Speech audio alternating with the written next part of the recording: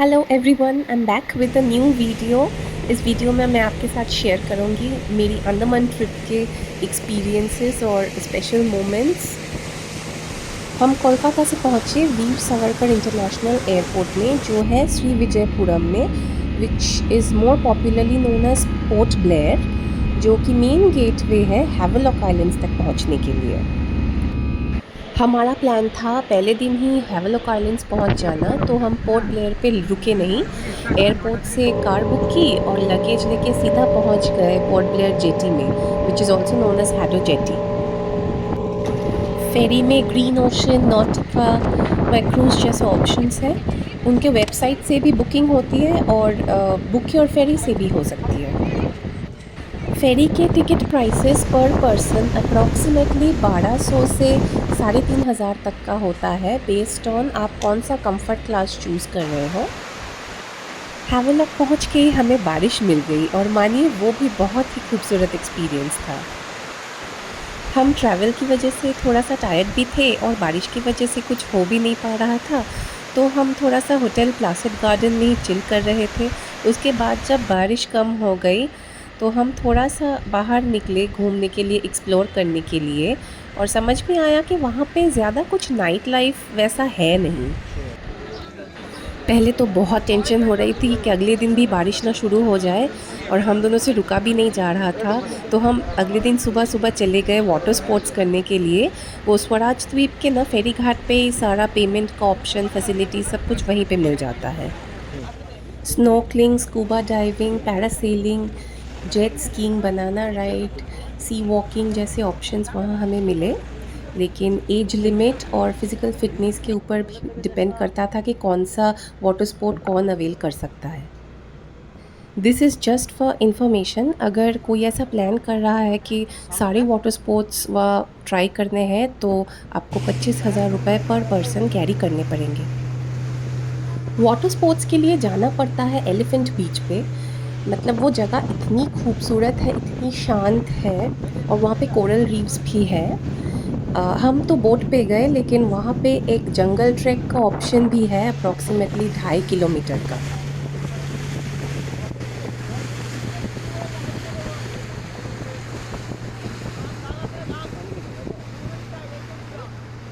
वो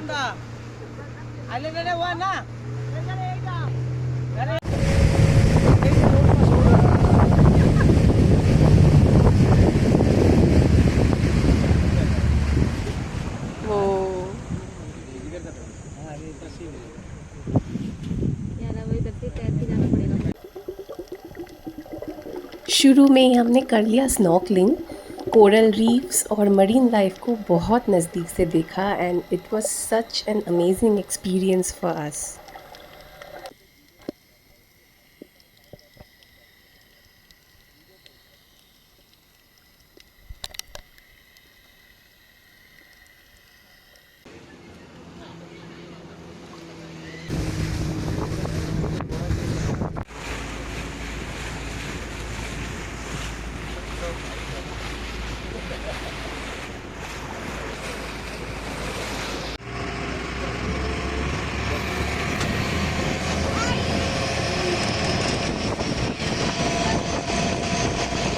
ये वाली एकदम से मेरी फेवरेट है। जब भी मुझे मौका मिलता है मैं ज़रूर पैरासेलिंग करती हूँ।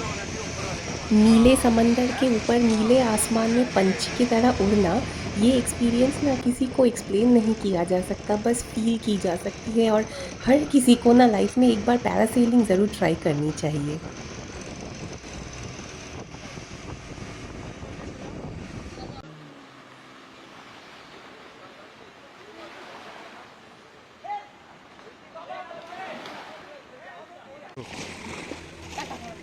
बनाना राइड, जेट स्की, यही सब हमारे फेवरेट्स हैं, तो हमने कुछ भी नहीं छोड़ा।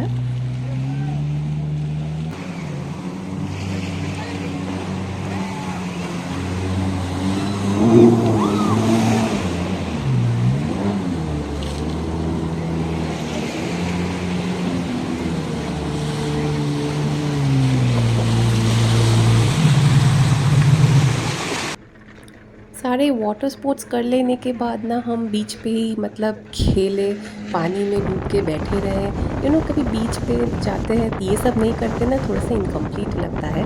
तो हमने कुछ देर यही सब किया और उसके बाद हम फिर स्वराज द्वीप पे वापस आ गए। टूरिस्ट प्लेसेस पे यूजुअली खाने का वैसा कुछ इशू नहीं रहता है, आपको लोकली कुछ ना कुछ मिल ही जाता है। तो हमने भी वैसे ही लोकली लंच कर लिया और उसके बाद हम चले राधानगर बीच। इंडिया का सबसे सुंदर बीच माना जाता है राधानगर बीच को, और सच्ची में ये बीच है भी बहुत खूबसूरत।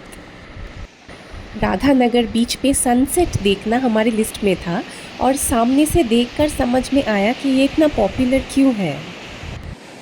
हमें राधानगर बीच इतना पसंद आया कि अगले दिन हम सुबह ही चले गए वहाँ और डिसाइड किया कि वहीं रहेंगे। हम 5-6 घंटे एक्चुअली वहीं रहे, बस समंदर में नहाया और कुछ नहीं किया।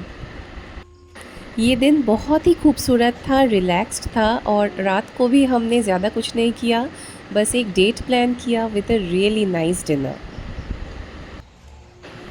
अगले दिन सुबह हम शिफ्ट हो गए सिम्फनी पाम्स बीच रिसोर्ट पे। क्यों? बस रूम्स अवेलेबल नहीं थे, इसीलिए ऐसी थोड़ी सी प्लानिंग हो गई। पर ओवरऑल एक्सपीरियंस बहुत ही अच्छा था, दोनों जगह बहुत खूबसूरत थे। ऐसे दोनों साइड्स में ऐसे कॉटेजेस हैं, अंदर सिंगल रूम है और फैसिलिटीज़ बहुत ही अच्छी हैं। इस आर्च के उस पार और कोई कॉटेज नहीं है, बस ट्रॉपिकल पेड़ है और सीधा चल के गोविंद नगर बीच। गोविंद नगर बीच का ये पार्ट एक ऐसा स्ट्रेच है ना जिस पे मतलब हाई टाइड में भी वेव्स उतने बड़े नहीं हैं, बहुत ही छोटे वेव्स हैं, और रात को लो टाइड के वक्त तो बोल्डर्स भी दिख जाते हैं। हमें ना फिर से समंदर में नहाने का मन किया, लेकिन राधानगर बीच जो है वो सिम्फनी पाम से ऑलमोस्ट लाइक आधा घंटा दूर है ऑन 2 व्हीलर। तो हमें एक दूसरा ऑप्शन मिला जो कि 10 मिनट दूर था हमारे रिसोर्ट से। उसका नाम था काला पत्थर बीच। यहाँ के पानी में ना काले रंग के बोल्डर्स दिखते हैं, तो इसीलिए इस बीच का नाम भी काला पत्थर बीच रख दिया गया। मैं शायद भूल गई मेंशन करना, यहाँ पे भी आपको ना 2 व्हीलर रेंट पे मिल जाएगा।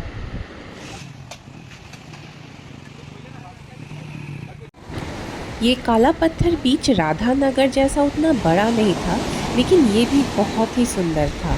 यहाँ पे भी हमने समंदर में नहाया और नारियल पानी पिया। नारियल पानी बहुत अच्छा था यहाँ पे, मतलब सच्ची में अमृत था।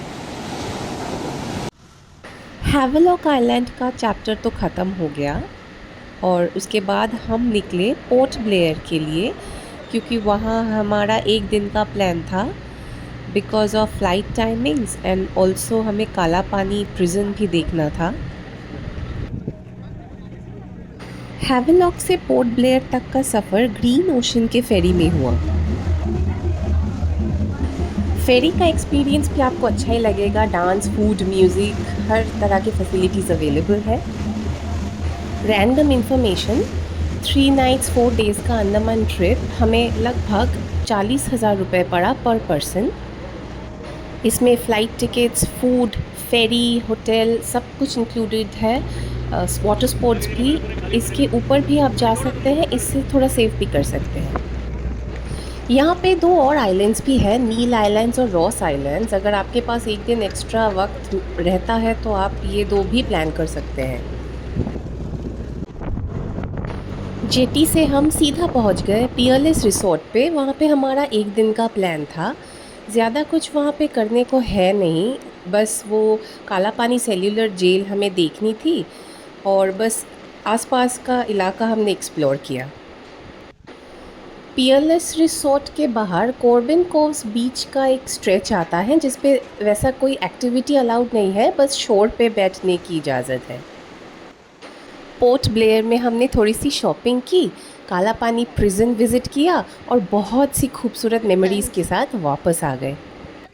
काला पानी प्रिजन का वीडियो भी ज़रूर देखिएगा। तब तक बाय।